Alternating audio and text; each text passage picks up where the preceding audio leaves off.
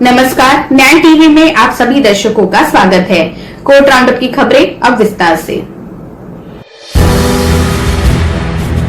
People's of union for democratic rights (PUDR) ने covid की नई संक्रामक लहर के मद्देनजर दिल्ली की जेलों के भीतर खौफनाक स्थिति के संदर्भ में दिल्ली हाईकोर्ट के मुख्य न्यायाधीश DN पटेल को एक पत्र लिखा है।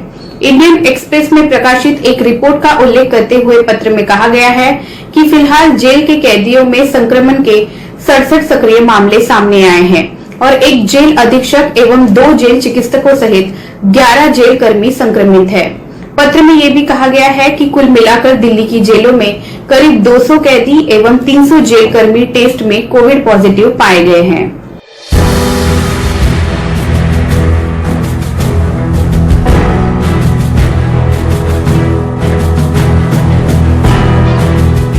कोरोना मरीजों के लिए ऑक्सीजन की किल्लत पर दिल्ली हाईकोर्ट कितना नाराज है, इसका अंदाजा उसके एक कमेंट से लगा सकते हैं। हाईकोर्ट ने शनिवार को कहा कि अगर कोई केंद्र सरकार, राज्य सरकार या फिर स्थानीय प्रशासन के किसी अधिकारी ने ऑक्सीजन सप्लाई में रुकावट डाली तो उसे फांसी पर चढ़ा देंगे। जस्टिस विपिन सांघी और रेखा पल्ली की बेंच ने महाराज अग्रसेन हॉस्पिटल की अर्जी पर सुनवाई के दौरान अपनी नाराजगी जाहिर की। अस्पताल में कोरोना के गंभीर मरीजों के लिए ऑक्सीजन की कमी को लेकर अर्जी लगाई थी। हाईकोर्ट ने कहा, किसी को नहीं बख्शेंगे। हाईकोर्ट ने दिल्ली सरकार से कहा कि ऑक्सीजन सप्लाई में रुकावट डालने से जुड़ी कोई एक घटना बता दे, हम उसे सूली पर चढ़ा देंगे, हम किसी को बख्शेंगे नहीं। कोर्ट ने कहा कि दिल्ली सरकार स्थानीय प्रशासन के ऐसे अफसरों के बारे में केंद्र को बताए ताकि उनके खिलाफ कार्रवाई की जा सके। गुजरात उच्च न्यायालय के मुख्य न्यायाधीश विक्रम नाथ ने गुजरात उच्च न्यायालय अधिवक्ता संघ को कोविड देखभाल केंद्र की स्थापना के लिए उच्च न्यायालय के सभागार का उपयोग करने की अनुमति दे दी है। इलाहाबाद हाईकोर्ट ने पिछले साल दर्ज किए गए एक स्वतः संज्ञान मामले को फिर से उठाते हुए शनिवार को राज्य के विभिन्न न्यायालयों और न्यायाधिकरणों द्वारा 15 मार्च 2021 तक पारित सभी अंतरिम आदेशों की अवधि को 31 मई 2021 तक बढ़ा दिया है। हाल ही में उत्तर प्रदेश राज्य में कोविड-19 के बढ़ते मामले के मद्देनजर आदेश पारित किया गया, जिसके परिणाम स्वरूप सभी स्तरों पर अदालतें कम क्षमता के साथ काम कर रही हैं। मुख्य न्यायाधीश संजय यादव और न्यायमूर्ति प्रकाश पाड़िया की खंडपीठ द्वारा ये आदेश पारित किया है।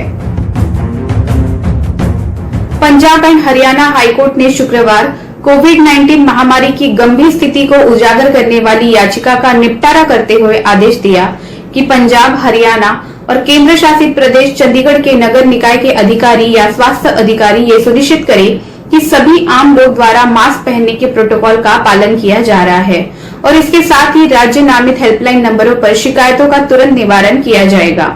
न्यायमूर्ति राजन गुप्ता और न्यायमूर्ति करमजीत सिंह की खंडपीठ ने यह आदेश दिया कि अगर कोई व्यक्ति सामान्य रूप से मुंह और नाक को बिना ढके मास्क पहनता है तो इसे मास्क न पहनने वालों के समान माना जाएगा। बॉम्बे हाईकोर्ट के मुख्य न्यायाधीश दीपांकर दत्ता ने एक जनहित याचिका पर सुनवाई करते हुए राज्य के नासिक में हुई ऑक्सीजन गैस रिसाव त्रासदी के बारे में कहा कि ये चिंता का विषय है। इस त्रासदी में ऑक्सीजन रिसाव के कारण 22 लोगों की मौत हो गई थी। जस्टिस दत्ता ने की टिप्पणी, एक सभ्य समाज में ऐसा कैसे हो सकता है।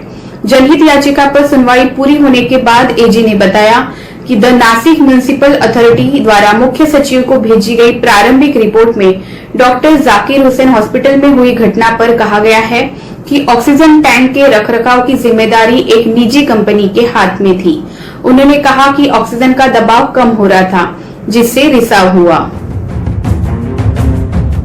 बॉम्बे हाईकोर्ट ने राज्य को यह सुनिश्चित करने का निर्देश दिया कि कोविड-19 रोगियों के लिए एंटीवायरल दवा रेमडेसिविर अस्पतालों, कोविड केंद्रों में उपलब्ध कराया जाए, जिससे रोगियों और उनके परिवार वालों को दवाई के लिए एक कोने से दूसरे कोने न भटकना पड़े और इसके साथ ही हेल्पलाइन नंबर के 24/7 चालू रहना चाहिए।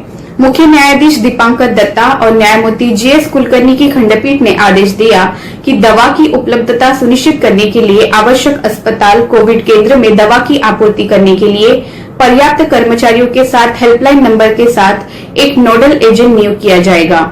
ये राज्य का पूर्ण दायित्व होगा कि हेल्पलाइन नंबर को पूरे राज्य में 24 घंटे चालू रखा जाना चाहिए।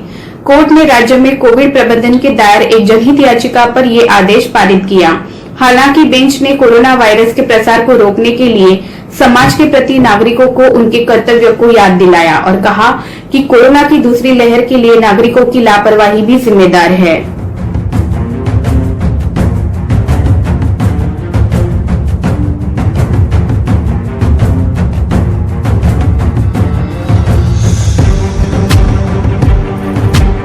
भारत के अटॉर्नी जनरल के वेणुगोपाल ने शुक्रवार को कहा कि भारत के मुख्य न्यायाधीश का न्यूनतम कार्यकाल 3 साल होना चाहिए ताकि ये सुनिश्चित हो सके कि लंबे समय तक सुधार किए जा सके। एजी सीजेआई एस ए बोबडे के अंतिम कार्य दिवस पर विदाई संदेश दे रहे थे। एजी ने सीजेआई बोबडे के समक्ष कहा, ये एक दुखद अवसर है। मुझे लगता है कि भारत के मुख्य न्यायाधीश का कार्यकाल न्यूनतम 3 साल का होना चाहिए ताकि ये सुनिश्चित किया जा सके कि लंबे समय तक सुधार किया जा सके। सीजेआई बोबडे सीजेआई नामित न्यायमूर्ति एनवी रमना के साथ एक समारोहपूर्ण पीठ का नेतृत्व कर रहे थे। When at the age of 65, I think it should really be 75. A person retires at 65. You can't waste the remaining years. We wish you Godspeed and all the best in the future. फिलहाल बस इतना ही। अन्य खबरों के लिए जुड़े रहिए न्याय टीवी के साथ। नमस्कार।